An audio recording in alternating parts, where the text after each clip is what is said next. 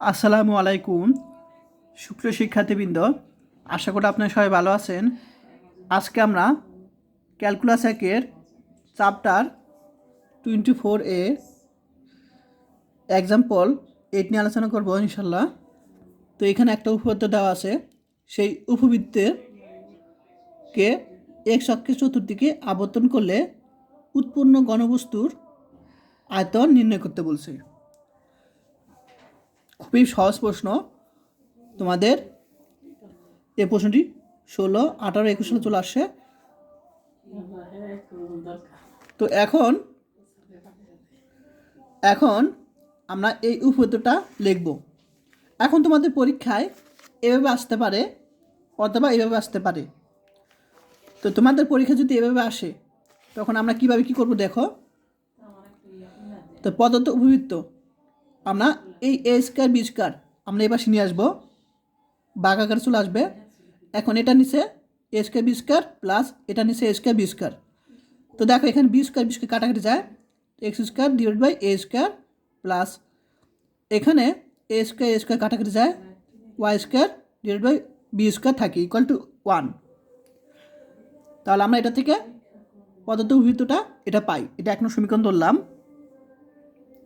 এরপর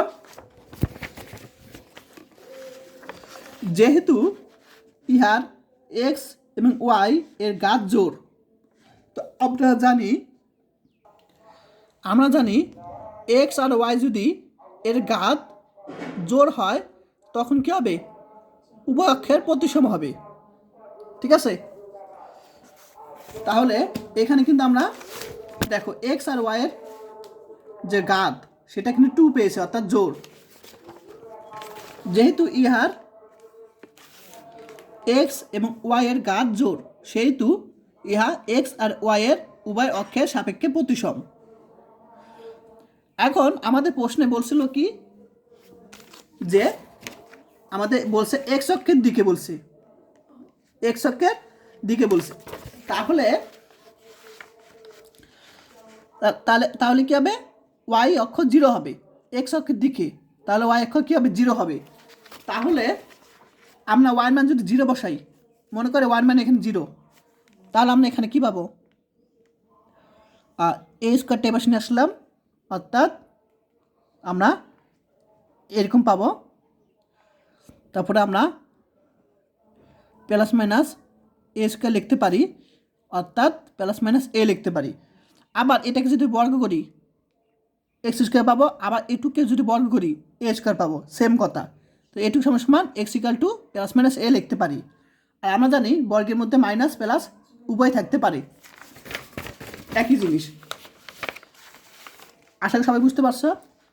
এখন 1 নং উপবৃত্ত এক্স অক্ষকে, তার 1 নং উপবৃত্ত কি, এক্স অক্ষকে একবার দেখো -1, আবার কি আমরা জানি প্রথমটা এক্স থাকে দ্বিতীয়টা ওয়াই থাকে, তাহলে ওয়াইয়ের মান তো সবসময় 0, ওয়াইয়ের মান সবসময় 0। তাহলে এক্স অক্ষকে প্রথম -1 এবং ওয়াই অক্ষ বরাবর কি 0, আবার আবার একটা কি এক্স অক্ষ বরাবর এ এবং ওয়াই অক্ষ কি এখানে 0 পাই, অর্থাৎ এক্স অক্ষকে -a, 0 এবং a, 0 কি করে বিন্দুতে ছেদ করে। আশা করি সবাই বুঝতে পেরেছ।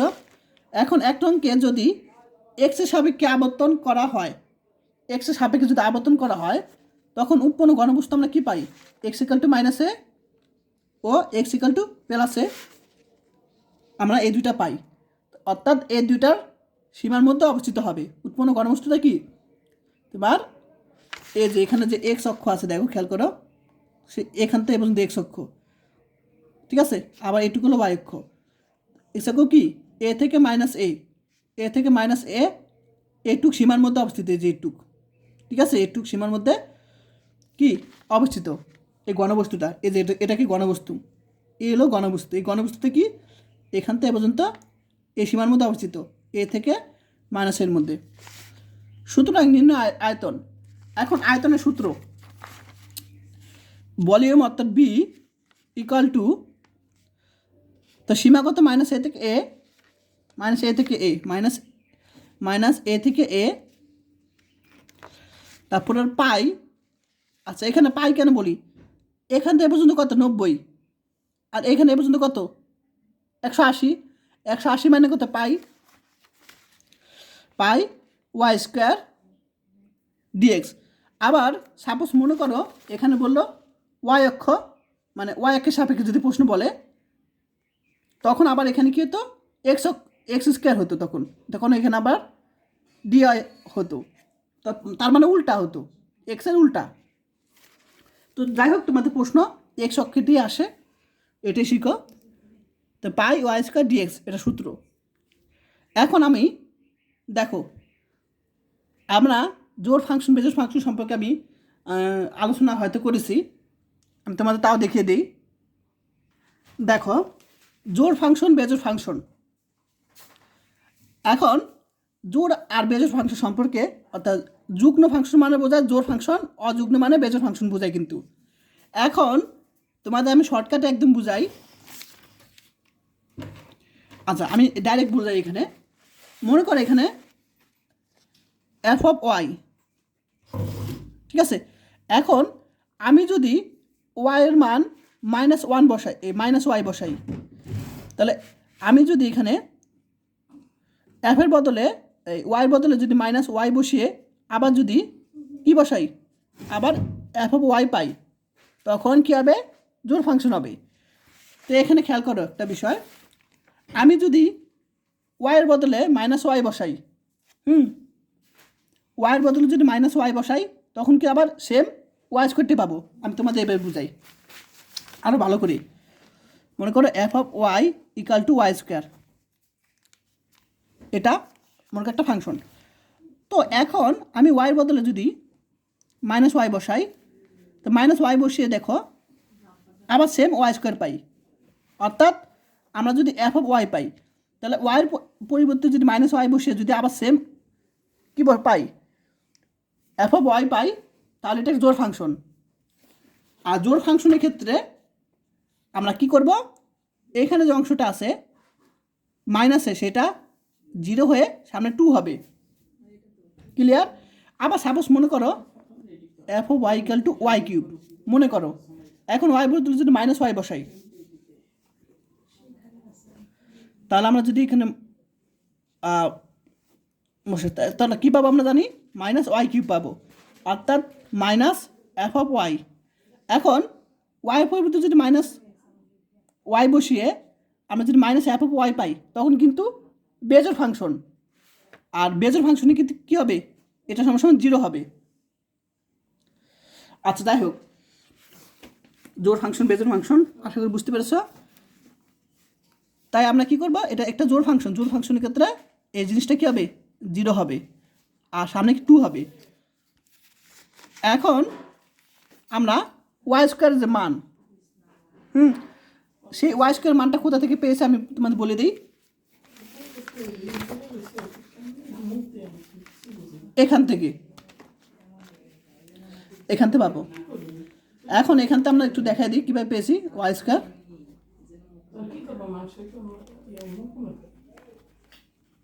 এরকম, আশা করি সবাই বুঝতে পেরেছ।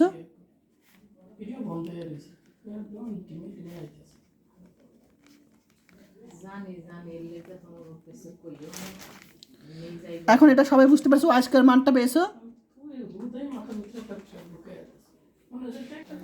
এখন এটাকে লসাগু করি, এখন এটাকে যদি লসাগু করি কী পাবো, এ স্কোয়ার মাইনাস এক্স স্কোয়ার এ স্কোয়ার। এখন আমরা বি স্কোয়ার নিচে এ স্কোয়ার লিখতে পারি, তাহলে এ স্কোয়ার মাইনাস এক্স স্কোয়ার পাবো। তাহলে ওয়াই স্কোয়ার মানটা সবাই বুঝতে পেরেছো। এটাকে লসাগু করে আমরা এটুকু পেয়েছি, বি স্কোয়ার নিচে এ স্কোয়ার, তো বি স্কোয়ার নিচে এ স্কোয়ার, এটুকু থাকবে এ স্কোয়ার মাইনাস এক্স স্কোয়ার। এটা বসিয়ে দিলাম। বসানোর পর আমরা এর দুর্বক অংশটা বাইরে নিয়ে আসলাম, বাইরে নিয়ে আসলাম 2 পাই বি স্কোয়ার নিচে এ স্কোয়ার, আর এখানে এ স্কোয়ার মাইনাস এক্স স্কোয়ার থেকে। এখন আমরা ইন্টিগ্রেশন করব, তাহলে আমরা প্রথমে এটাকে করি। তো এখানে দুর্বক আছে, আমরা জানি দুর্বকের সাথে এক্স গুণ করলে কিন্তু হয়ে যায়। আমরা ইন্টিগ্রেশন নিয়ম জানি। তাহলে এটার সাথে আমরা এক্স গুণ করলাম, এ স্কোয়ার এক্স মাইনাস, এখন এক্স স্কোয়ারকে যদি ইন্টিগ্রেশন করি মানে কি X to N plus one by N plus one. তাহলে এই সূত্র দ্বারা আমরা কাজ করছি। এন এর মান কত? এখানে 2, তা 2 প্লাস 1 2 প্লাস 1। তো এটাকে আমরা ক্যালকুলেশন করে এখন আপার লিমিট বসাবো। তাহলে এক্সের বদলে এখানে এ বসালে এক্স কিউব মাইনাস এক্সের বদলে এখানে এ বসালে এ কিউব ডিভাইড বাই 3 পাবো। আপার লিমিট মাইনাস লোয়ার লিমিট, এখানে যদি 0 বসাই 0, এখানে 0 বসালে 0। তো আপার লিমিট বসে আমরা এই জিনিসটা পাবো অঙ্ক শেষ দিকে। এখন এটাকে লসাগু করে আমরা 3a cube minus a cube পাবো। এখন এটাকে আমরা বিয়োগ করে পাবো 2a কিউব। তো 2 দুগুণ 4, পাই কত? a cube b square 3a square. এখন একটু কাটাকাটি যায়, তাহলে a স্কোয়ার এখানে উপরে a থাকবে, নিচে a স্কোয়ার বাদ, অর্থাৎ a কিউব a স্কোয়ার কাটাকাটি করে উপরে একটা a থাকবে, আর এইটুক তো যাচ্ছে তাই। আর এটা কী করতে বলছে? আমাদের আয়তন বের করতে বলছে। তো আমরা অবশ্যই জানি আয়তন একক কি গণ একক দিতেই হবে, না নাম্বার কেটে দিবে। তাহলে এটা গণ একক অবশ্যই দিবা। আশা করি সবাই বুঝতে পেরেছ। আর যারা কোর্স করতেছো তারা এই নাম্বারে আমাকে হোয়াটসঅ্যাপ মেসেজ দিবে। আজকে ক্লাস এ পর্যন্তই। সবাই ভালো থাকবেন। আল্লাহ হাফেজ।